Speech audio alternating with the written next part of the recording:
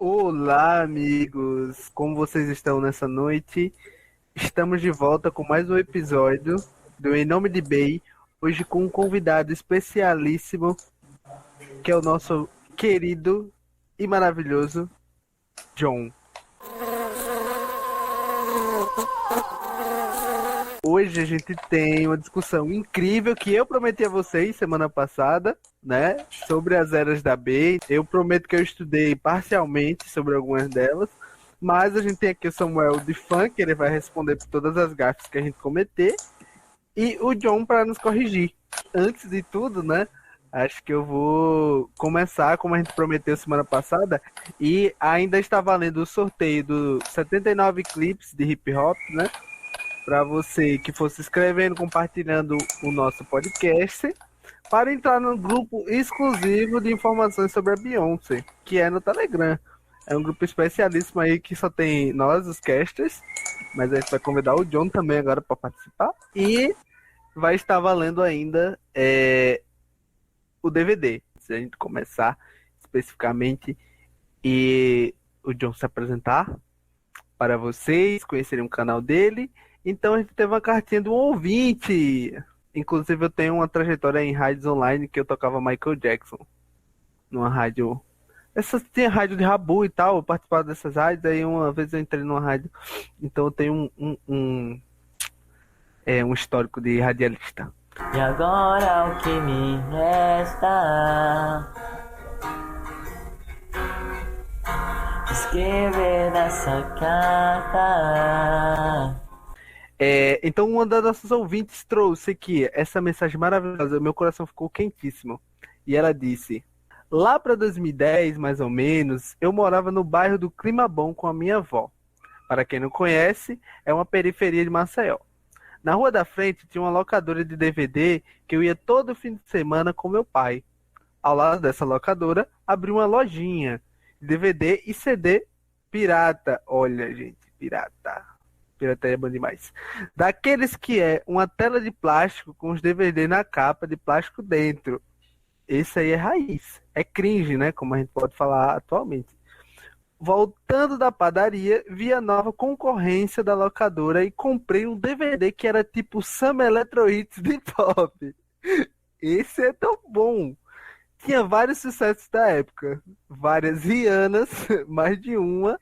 Justin Bieber com Baby. Nossa, eu sabia todo o passinho da música do Justin com o Usher. E ela, né? A nossa queridíssima Beyoncé com Single Ladies. Quando vi aquilo ali, já acostumada. Não. Já acostuma a tentar aprender várias coreos da banda Calypso, então ela já estava acostumada a aprender vários movimentos da banda Calypso e fazer cover mirim da Joelma, então a nossa ouvinte é uma fanzaça aí. Decidi, com minha prima, aprender a coreografia de Single Ladies. Passamos a tarde toda repetindo o vídeo e aprendendo. Antecipamos o Fit Dance, então olha aí que o Fit Dance nasceu em Alagoas, especificamente em Maceió. No final do dia, aprendemos a coreografia e apresentamos para a minha avó, que ficou: meu Deus, essas meninas não têm o que fazer. Até hoje, sei a coreografia toda. A pirataria me proporcionou todo um conhecimento pop inicial para ser feliz no mundo pop. É isso, um abraço e um cheiro para vocês, amando o pod. Nossa querida ouvinte, Bia, lá diretamente da Santa Amélia, um beijo, um abraço. Muito obrigado por acompanhar. Então, mandem os seus relatos.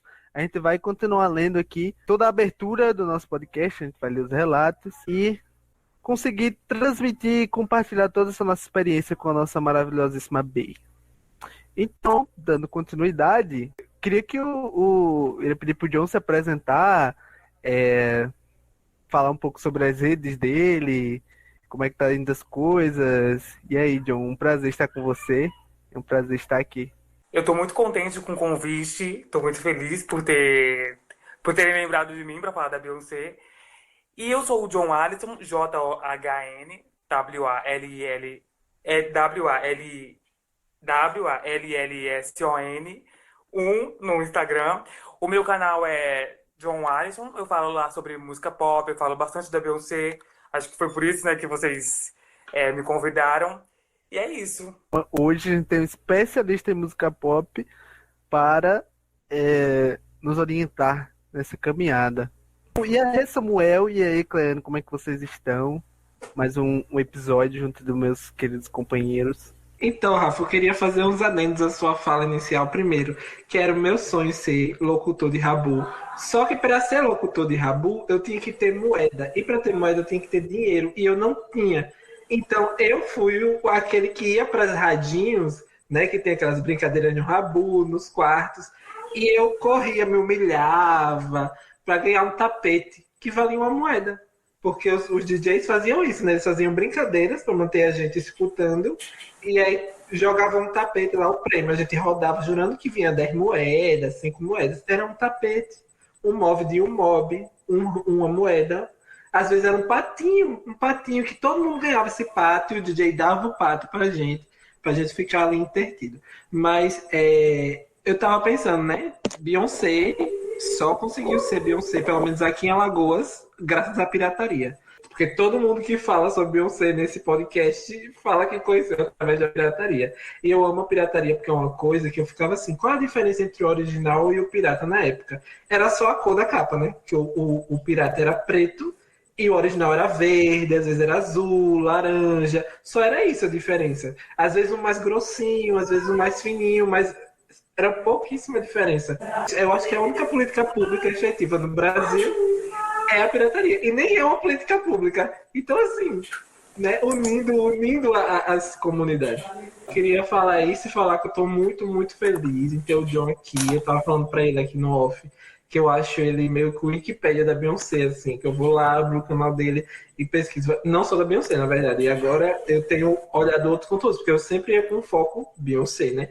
Mas agora eu tenho olhado outros conteúdos. Inclusive, tem um vídeo, vocês precisam assistir, que é Por Onde Começar no Pop. Eu acho que é assim o nome, John.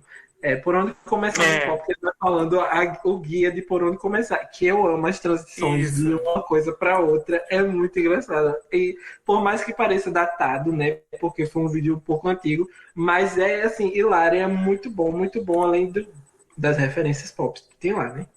Aquilo lá é mais pra palhaçada mesmo, né? Não pode levar a sério. Mas a gente precisa de palhaçada também, né? Inclusive, palhaçada é essencial nesse tempo, eu acho. Acho que palhaçada, inclusive, isso aqui também tem umas doses de palhaçada. Eu estou bem respondendo ao Rafael, estou animada com esse pod de hoje. Eu acho que finalmente a gente vai entregar conteúdo, né, meninas? Tudo bom? E eu queria falar, Rafael, que eu fico muito emocionada, porque toda vez que você faz uma fala, você faz uma promessa, né, Rafael? Você promete. Eu queria dizer que isso é algo que às vezes me preocupa, Rafael. Me preocupa. Mas assim, eu boto fé em você e na gente. Outra coisa que eu queria colocar aqui sobre o assunto de hoje, outra coisa que eu estou muito animada, é para finalmente descobrir o que estava acontecendo em 2003. Rafael. Um ano muito agitado. Então, isso e muito mais vocês vão descobrir hoje. Eu trouxe bastante informação sobre 2003. Inclusive, eu vou pedir para o John me ajudar com essas informações de 2003, porque foi no vídeo dele que eu vi sobre a passagem da Beyoncé lá da Destiny's Child para Dangerous Love e todo o processo dela. Então, foi um ano meio conturbado, assim, da mudança de cabelo dela. O cabelinho Chanel ali, loirinho, que a gente falou no vídeo passado. Então, e eu trouxe mais informações. Eu não deixei 2003 em branco. Trouxe bastante informação.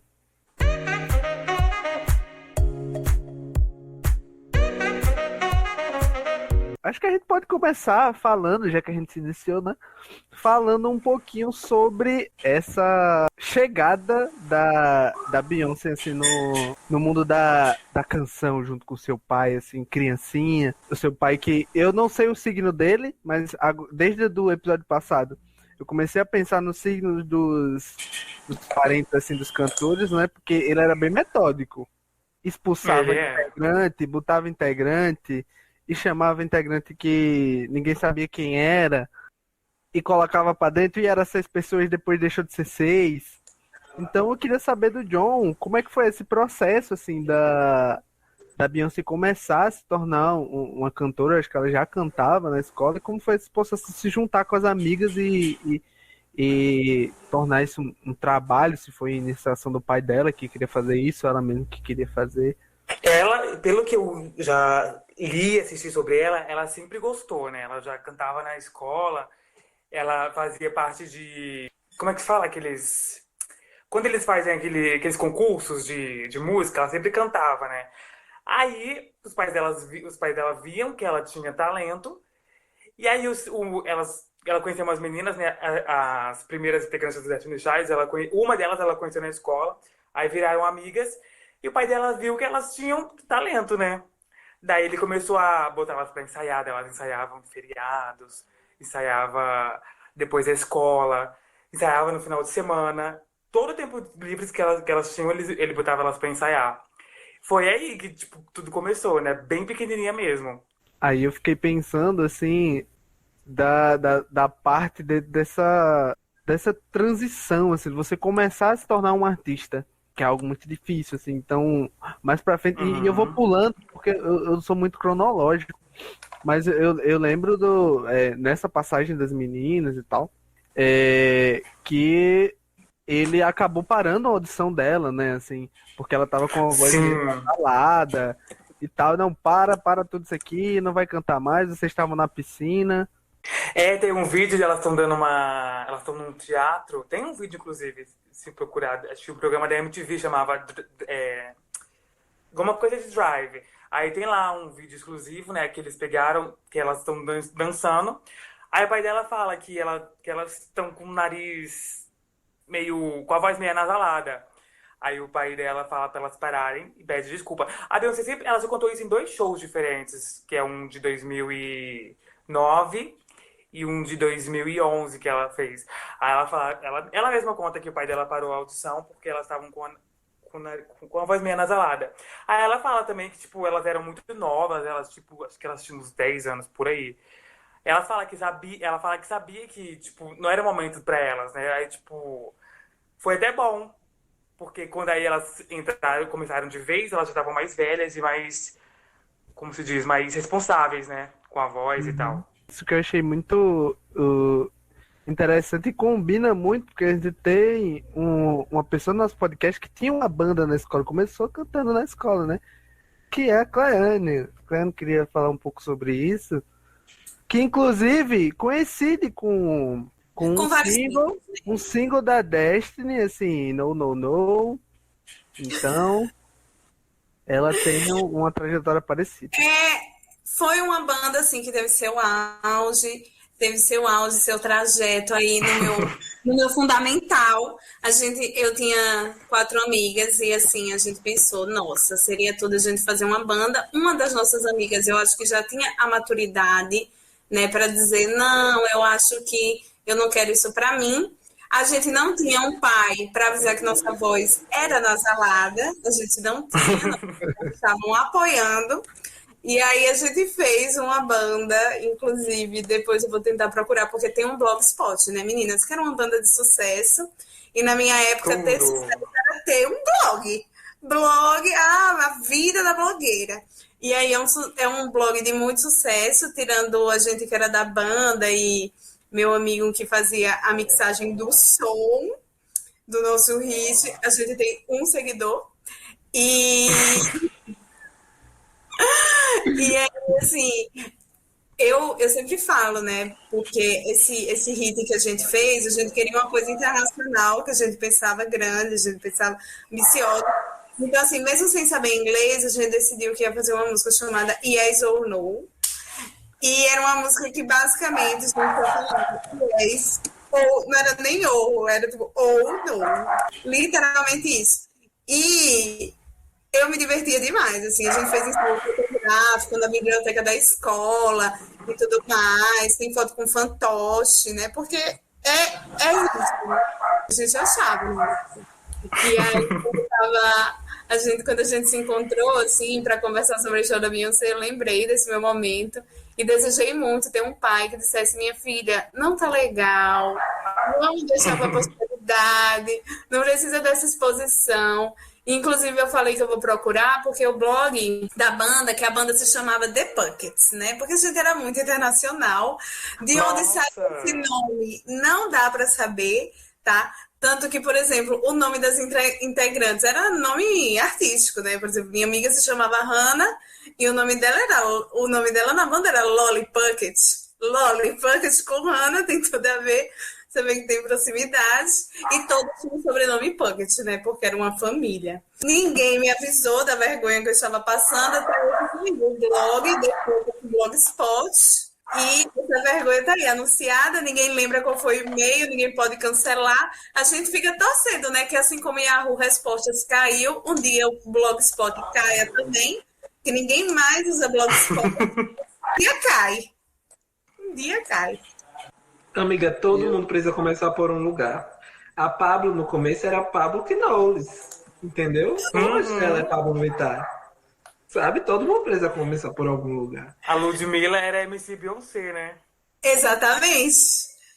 Exatamente. Eu só tô esperando chegar a minha glória, né? Porque por enquanto foi só a humilhação. Não olhar pro lado, quem tá passando é o bonde.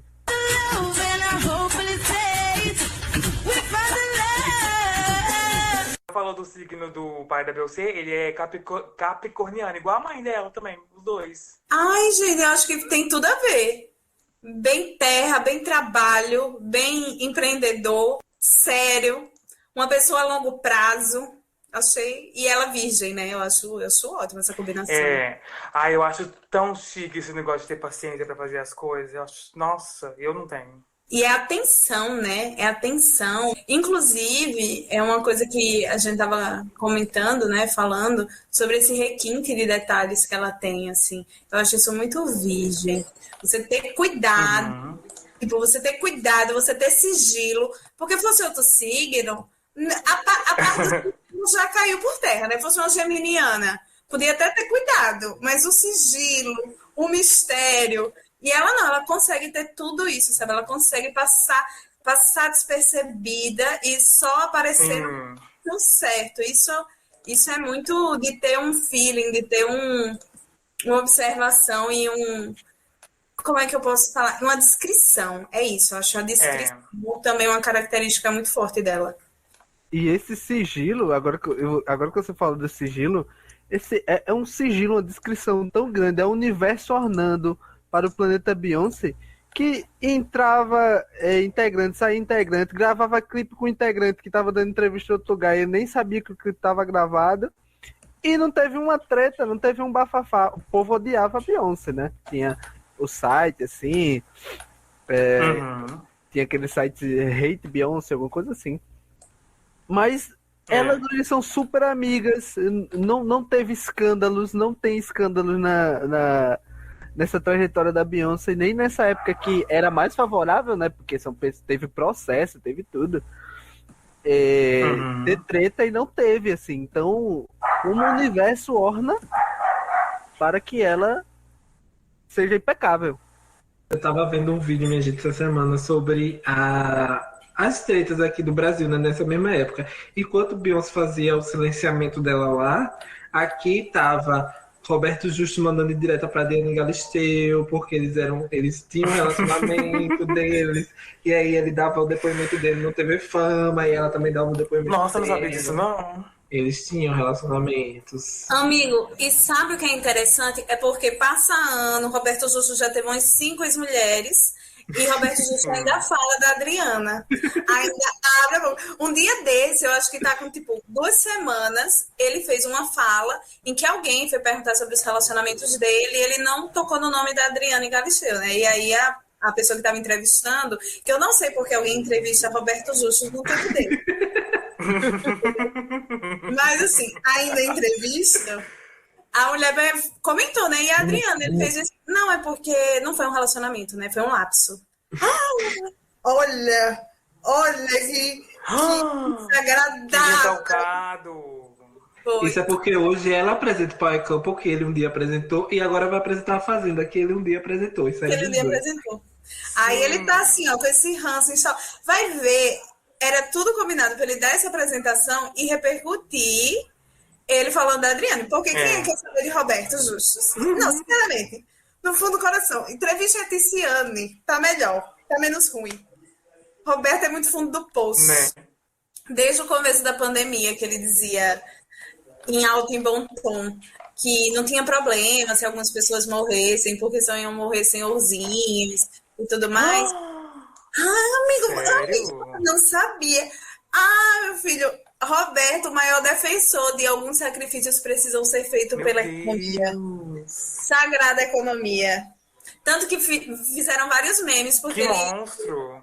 ele gravando, ele postou no Instagram dele, ele gravando assim o vídeo dele na maior caruda e falando assim, em alto e bom tom, que alguns senhorzinhos iam morrer, mas era pela idade, e fizeram vários memes porque ele também é um senhor de idade, sabe? Então, assim, é surreal. Pra começar daí. Então, assim, Muito! Roberto Justus pra mim. A Adriana chega, elevou de nível. Que bom que foi um lapso. Ela deve agradecer até. Livramento. Mas como é que alguém que se envolveu com o Senna, né? Vai se envolver com Roberto Justus? Gente, falando de Senna, eu não consigo mais pensar no Senna sem lembrar da entrevista da Xuxa, falando do Senna, que no primeiro final de semana namorando ele, perdeu não sei quantos quilos, de tanto que transou. Xuxa! Meu Xuxa Deus! do céu! Não fala isso do Senna, quando eu Xuxa! lembro dela com o Senna, eu lembro dela beijando ele e falando os anos, né? Feliz 93. Aí ela para no 94, que foi o ano que ele morreu. É bizarro, né? Já viram esse vídeo? Eu vi esse vídeo. É muito bizarro.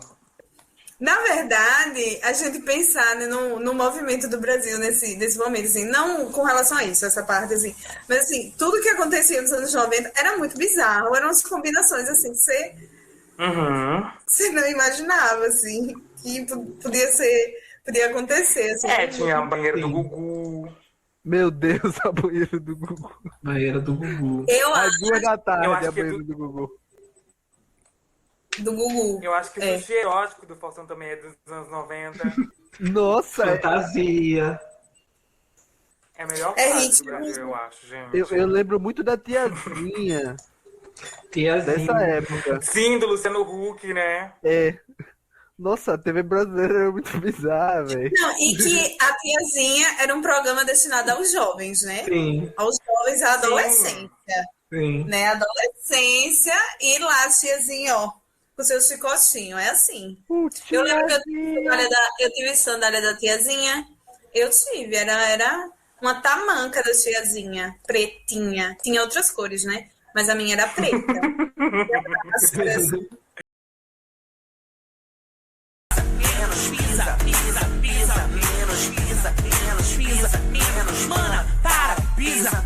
Fazendo uma relação muito grande como a mídia brasileira lida e como Beyoncé lida, assim, eu só penso assim, que os famosos brasileiros estão aprendendo agora a silenciar.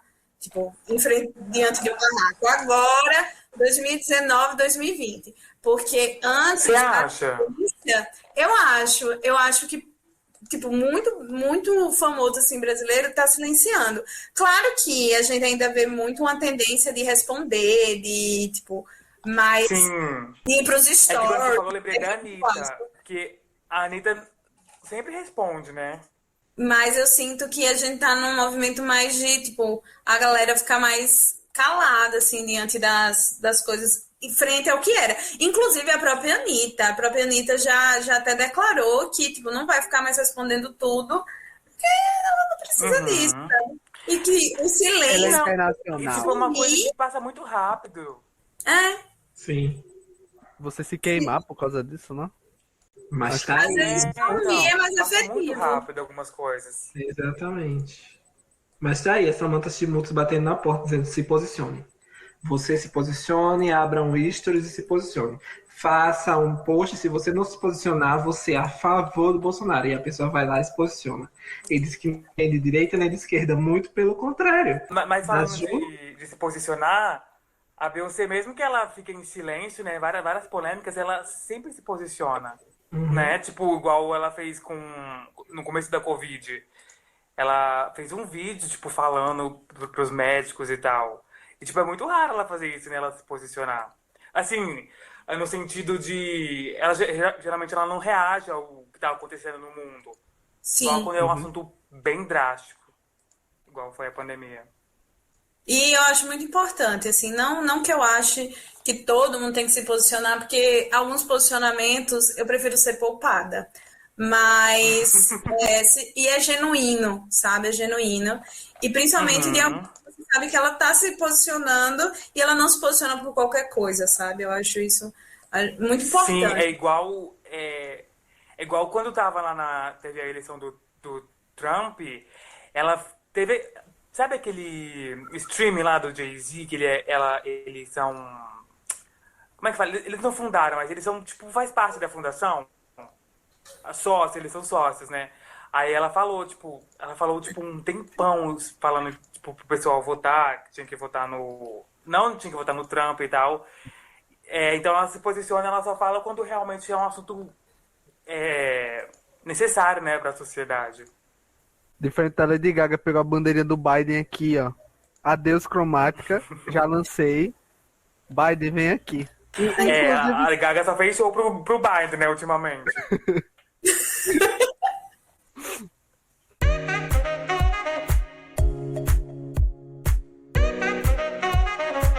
sobre falar de posição da Beyoncé, tem um rolê assim da Bell Hooks, né? Aí chega que a comunidade negra entra em choque, assim, porque a Bell Hooks critica bastante a Beyoncé nesse sentido. Quem é essa? Sim. A Bell Hooks, ela é uma estudiosa, pesquisadora negra dos Estados Unidos e ela critica alguns posicionamentos da Beyoncé em questões em relação à Uhum. comunidade negra, né? E Sim. sobre o Aham. africanismo e tal, toda uma visão colonial, assim, essas questões. Entendi. Eu não sabia, não.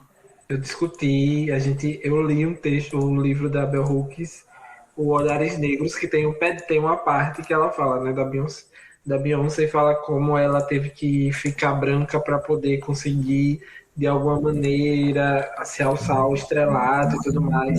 E eu no dia do trabalho do debate no grupo de estudo eu fui armada. Eu fui armada já para tirar em todo Mas mundo. eu acho que isso aí é muito comum. Tipo, como tava começando e tal, ela não podia fazer. Imagina ela lançar um Lemonade, tipo, como o primeiro álbum. Ninguém ia ligar pro que ela tava falando. Aí ela se posicionou, né? Ganhou o espaço dela. E aí, quando ela se sentiu à vontade, quando ela, tipo, tinha o espaço dela, aí ela começou a entrar nessas questões. Acho que faz parte, né? Tipo, de você entregar o que querem, depois você fazer o que você quer. Eu acho que faz parte. E assim, Inclusive nos anos 90, né? E Sim. eu acho que faz parte até do amadurecimento do processo. Assim, às vezes não é que Uhum. ela não queria o antes, mas naquele processo aquilo para ela Uhum. faz sentido. E depois outras coisas vão Não entrando, fazia sentido, verdade. né? E assim, eu sou. Com relação a essa crítica, eu tenho algumas críticas a Beyoncé em si, mas não em específico a essa, porque eu acho que se a gente for pensar nesse processo que ela teve de passar de embranquecimento, não é só ela que passa, como você colocou, isso tem muito mais a ver com o que a Sim. sociedade consome, o que é possível de ser capitalizado e o que não é, assim, eu acho que Uhum. é uma outra discussão. E aí eu acho que a gente pode entrar na discussão sobre pautas que são pautas surgem de um movimento de esquerda, né? E essas pautas passam a ser capitalizadas. Aí eu acho que a gente pode fazer uma discussão e é bem interessante. Mas assim, eu acredito que não só o amadurecimento dela enquanto pintora, mas também o amadurecimento daqueles e daquelas que consomem. Porque Sim. essa mudança, Sim. ela só é bem aceita se existe uma contrapartida, se existem outros movimentos que estão ali em conjunto e que permitem que essa transformação aconteça. Porque eu Uhum. acredito que mesmo que ela tivesse passado por esse amadurecimento, por exemplo, 2003, como a gente está falando, se ela tivesse começado já com isso, não teria uma aceitação tão grande, porque o consumo com relação a essas coisas ainda era de muita Sim. resistência. De muita resistência. Não que nesse momento a gente Sim. não esteja passando por um turbilhão, né? Porque esse momento é um momento, assim, que eu acho que as divisões estão muito marcadas. Sim. E isso também é bom, porque essa marcação traz evidência.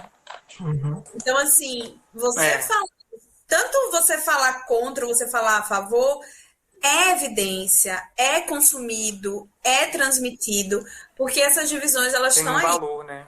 Tem um valor. Então, acho que era um momento também em que ela poderia fazer isso, capitalizar isso, e eu acho que tem a ver também com o processo dela. Porque talvez até no decorrer dela, enquanto artista, ela pôde perceber algumas coisas que talvez lá atrás, lá no começo, ela não conseguia. E eu falo até porque, por exemplo, e eu acho que a gente pode se encontrar nessa narrativa, e quando a gente vai conversar com pessoas negras, isso é comum, da gente crescer sem nos dizerem que temos cor, sem nos dizerem que somos negras. A gente sofre o que a gente tem, mas as pessoas não falam. Eu, dizendo por mim, assim, ninguém fala para mim que eu tenho cor. Inclusive, já em um momento eu falei, né? Eu me declarei negra e a moça falou assim, mas você é quase branca. Tipo, não precisa falar isso. Então, até esse processo da gente identificar é um processo que demanda tempo. Ainda mais quando eu imagino, né, a Beyoncé dentro de uma indústria. Até o momento dela se reconhecer e reconhecer que algumas coisas eram racismo, sabe? Leva um tempo, eu acho. Claro que aqui a gente tá jogando hipóteses, né? Mas eu acho que leva um tempo. E como a gente estava falando do pai dela e sobre essa questão da cor, teve uma vez que ele falou também que ela só fez sucesso porque ela era bem clara. Lembra disso? Lembro. E por mais que seja cruel, infelizmente, eu não acredito que seja totalmente mentira. Também não.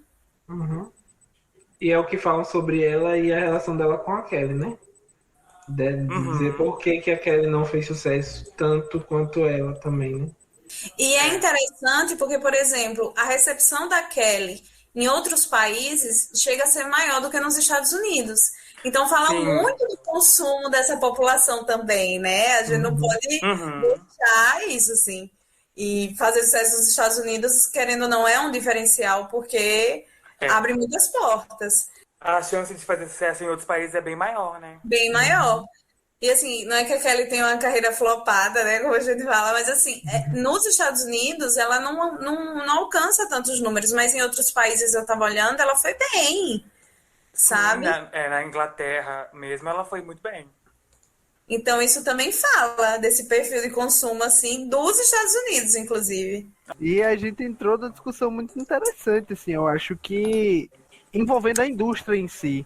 Eu acho que quando a gente tava falando, e eu lembro do vídeo do John, e o John vai ser nossa maior referência aqui nesse canal, nesse podcast, que aparentemente elas perderam o primeiro concurso, né, porque cantaram rap, e o rap era algo que sofria muito preconceito, acho que bem no início dos anos 90, assim, pelo seu surgimento em si, e até que muitas pessoas, e isso não é um dado, né? Eu acho que eu não tenho essa informação específica, mas até muitas pessoas que eram do rap acabavam cantando o RB por ser um gênero mais aceito, tanto o RB quanto o pop, do que o rap em si. Assim. Isso. Então tem todo um contexto da indústria de como eles viam o rap naquela realidade, como isso foi se desenvolvendo assim, com o passar dos anos, né?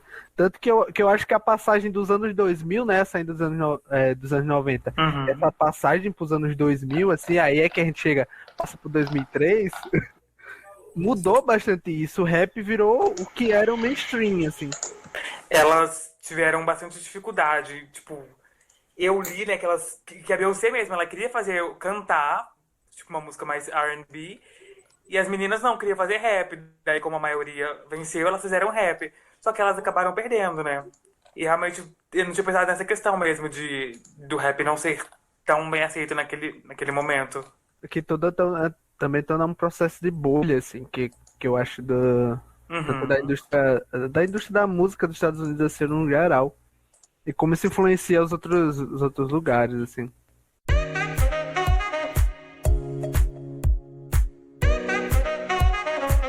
como a gente falou no primeiro episódio, a gente falou dos nossos primeiros contatos, assim, com a música da Beyoncé, e eu fiquei curioso pra saber como foi o teu primeiro contato, John, assim, falar pra galera, quando foi que você escutou a primeira música, se foi num DVD com um piano rosa, numa fita de vídeo. Não, eu descobri a Beyoncé por causa da TV. Eu morava em Belo Horizonte, e aí a gente mudou pra São Paulo, né, no finalzinho de 2005.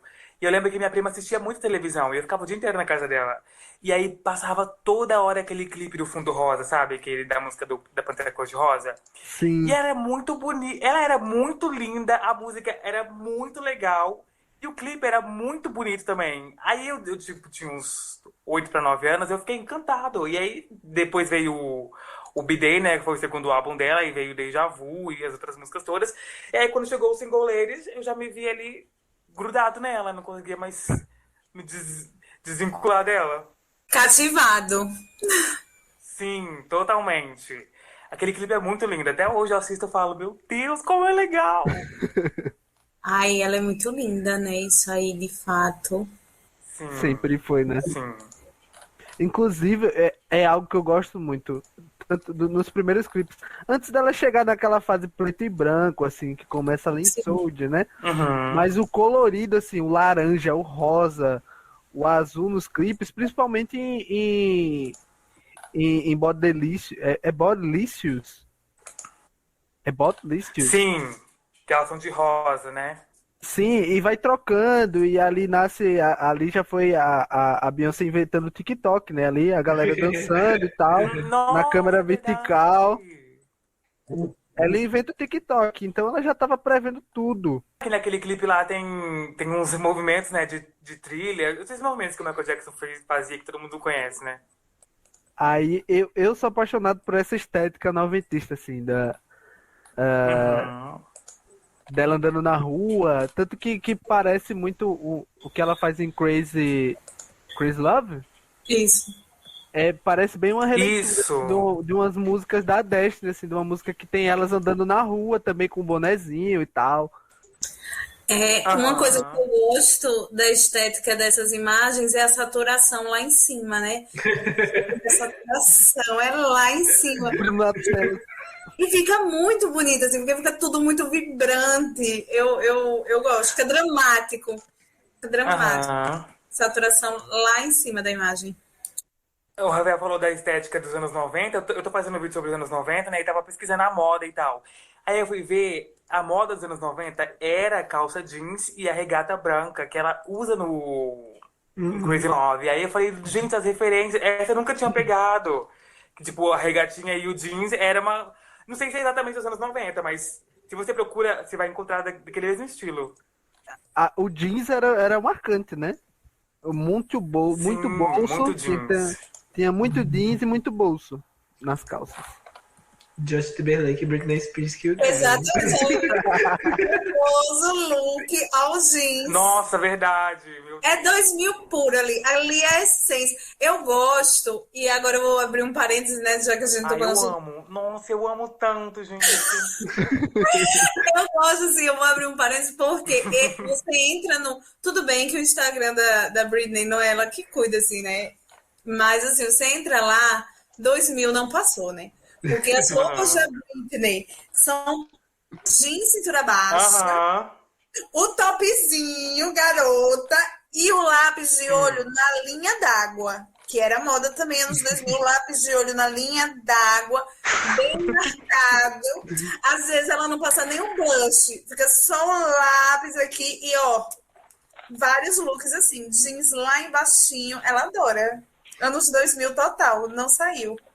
Era um jeans cinturinho, né? Eu É o ficava jeitinho sendo. dela, né? É o jeitinho. É o jeitinho. Eu gosto.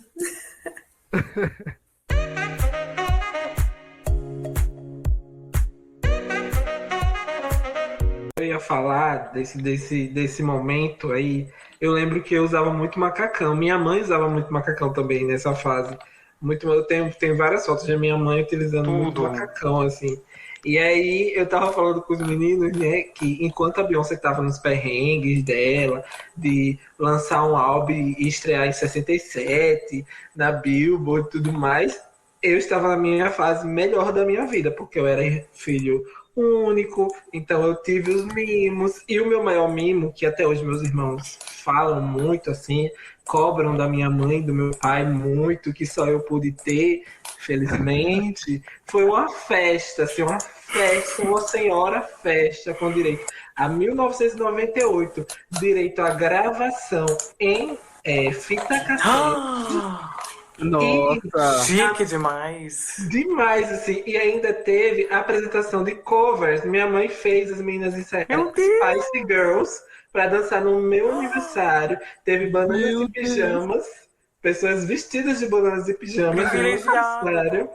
E o tema era o quê? Ursinhos carinhosos. Então, quer dizer, minha mãe sabia que eu era Meu viado. Deus. Era. A minha mãe já sentia a boiolice aqui, Ela ó, já, há Tudo pra muito mim. amigo, tempo. ela já tinha planejado. Era assim, ó, você na barriga e ela gay. E aí essa festa é muito icônica, porque eu tenho tem várias. Tem a fita, eu não. Tá em fita ainda, eu tenho que passar pro digital.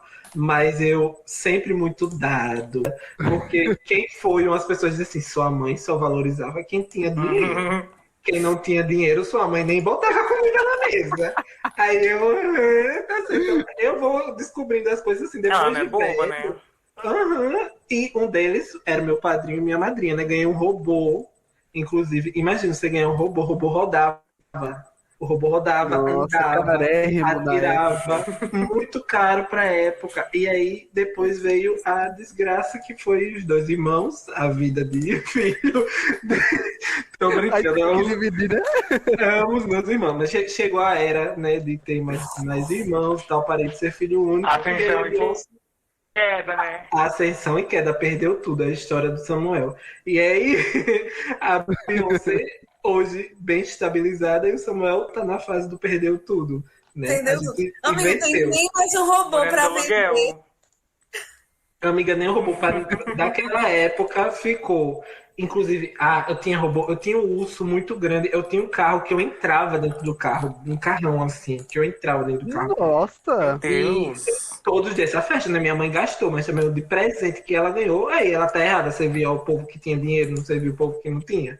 Ela tá vendo a correta, que foi quem deu Tava os certo. presentinhos. Os mimos, né? Pois é. E aí, ela. Só que ficou dessa época foi um avião que é de pilhazinha. E ele fica subindo e descendo e fazendo um barulhinho. Ele ainda funciona até hoje. Foi a única coisa que sobrou.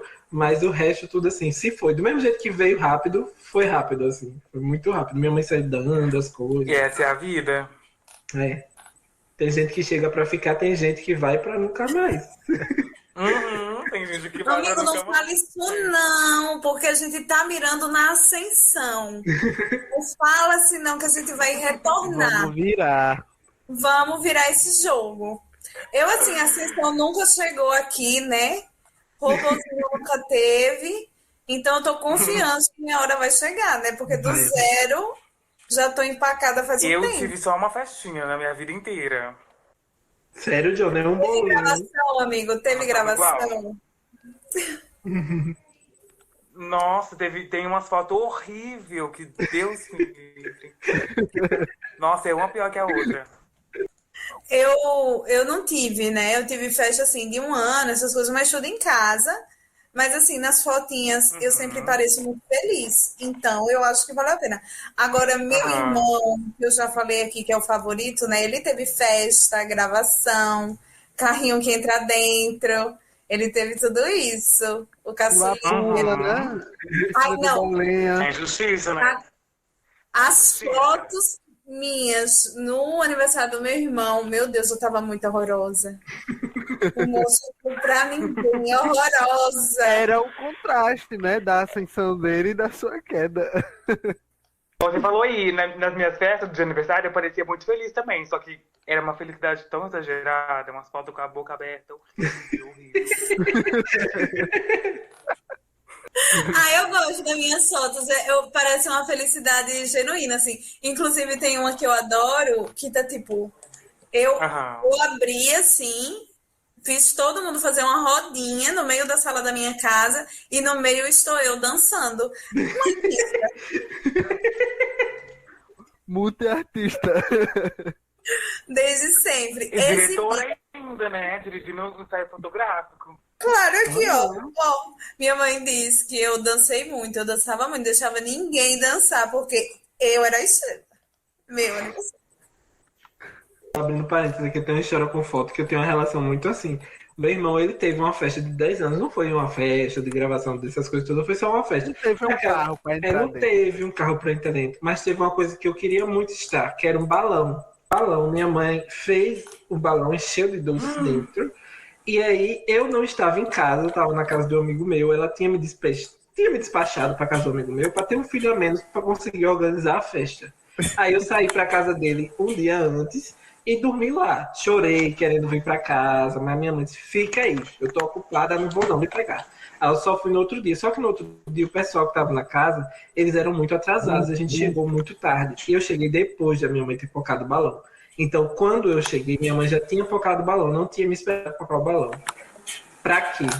Pra quê? Eu disse: eu vou me vingar. Todas as fotos da festa do irmão, todas eu estou chorando. Todas. Eu fiz questão de aparecer em todas. E em todas chorando pra mostrar pra eternidade que eu estava triste. Domingo, por um momento eu pensei que tu ia fazer igual aquela menina e apagar as velas no lugar dele. Não, amiga, fiz pior, deixei marcado na eternidade. Que eu Nossa! estava triste. Todo mundo, quando olhar o álbum de fotos da família, vai ver que Vai sua mãe dizer o que estava triste aconteceu. naquele dia. Arrasado, devastado. Uhum. A minha relação com festa é muito. Não sei, eu lembro de pouco das minhas festas. Mas de brinquedo assim eu ganhava pouco brinquedo. Eu acho que talvez eu já tenha ganhado um robô, mas eu quebrei ele, né? Aí eu parei de ganhar. Meu pai e minha avó já não compravam mais brinquedos assim, quebráveis pra mim, caros, porque eu quebrava assim rapidamente, ele não durava muito tempo. Eu queria ver até onde é o limite do negócio. O braço dele estica até onde? Aí eu puxava. Aí assim. As festas, as fotos de festas, assim, quando eu olho as fotos eu não conheço ninguém. Porque quando tinha festa, minha avó chamava todos os meninos da rua. Aí eu olho a foto e digo: ah, isso aqui eu vim conhecer anos depois. Tipo, o menino tava na minha foto, eu conheci anos depois porque a gente veio estudar junto. Mas ele morava na minha rua, não conhecia ele, e quando tinha aniversário, minha avó juntava todos os meninos da rua e bota para dentro de casa comer bolo e refrigerante. Ah, isso eu fazia, viu? No caso, eu era a menina da rua que ia pra festa dos outros sem nem conhecer. Inclusive, teve uma festa que minha mãe ficou humilhada, porque ela disse assim: Cleane, vá regar as plantas. A gente tinha umas plantas aqui na porta de casa. Ela fez assim: vá regar as plantas. Aí eu fui regar as plantas. Só que na casa, lá na esquina, assim, tava rolando uma festa. Eu já tava de pijama, detalhe. Tava rolando uma festa. E aí, uma pessoa que eu conhecia tava na festa e fez: Cleane, vamos jogar amarelinha? Resultado, eu fui pra festa, comi bolo, tudo vai de pijama. De pijama. Minha mãe, revoltada. Meu pai fez assim: deixa a criança. Mas minha mãe ficou revoltada, porque pra ela aquilo ali era Não inaceitável. aguou as plantas. Mas eu aproveitei muito a festa todinha de pijama. Comi amarelinha, comi bolo. Foi maravilhoso. Isso que importa.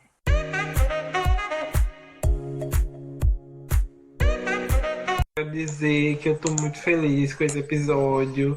Eu amei ter o John aqui. Eu fiquei há muito tempo eu fiquei muito calada assim, escutando o John, porque é sempre todos os vídeos eu fico ou eu tô rindo ou eu tô calado de boca aberta assim, com as coisas que o John vai falando, enfim. E sigam muito o John. Ó, o John no YouTube, ele é um John. O John no Instagram, ele é o mesmo John, só que tem mais John no Instagram. Então eu também digo a vocês, sigam o John no Instagram. Vou deixar a indicação também. Porque eu sou fã, mas tem alguns aspectos da minha trajetória fã que eu falho. Meu irmão, inclusive, me chama de poser muitas vezes. Ele tá aqui olhando pra minha cara e fazendo assim. E uma das coisas que eu faltava muito com a Bey era ver os filmes. Eu vim ver Obsessiva um dia desses. Um dia desses. Eu, Obsessiva passa na Globo 300 mil vezes, assim, várias vezes. E aí eu quero deixar um filme que foi tem uma participação da Bey, eu não vou dizer protagonizado, porque pra mim ela não foi a protagonista do filme, mas é um filme que eu achei muito bom, que conta um pouco do que a gente estava conversando hoje, sobre racismo musical, sobre o início do blues, que é o Cadillac Records, que é um filme assim maravilhoso. E a Bey tá impecável nesse filme. As músicas que ela interpreta são lindas. Você vê uma outra roupagem. Sabe a Grazi Massafera quando ela vira atriz, né? Que as pessoas dizem que ela vira atriz quando ela começa a interpretar uma pessoa que utiliza drogas. A Beyoncé utiliza drogas nesse filme. Então, assim, ela já é atriz. Ela entregou, entendeu? E aí é um filme muito bonito mesmo. Eu recomendo para quem se interessou um pouco sobre o papo que a gente teve hoje. Fala um pouco sobre isso também. Acho incrível. E é isso, gente. Um grandíssimo beijo. E até o próximo pod por aqui. É hora de dar tchau. É hora de dar tchau. É hora de dar tchau.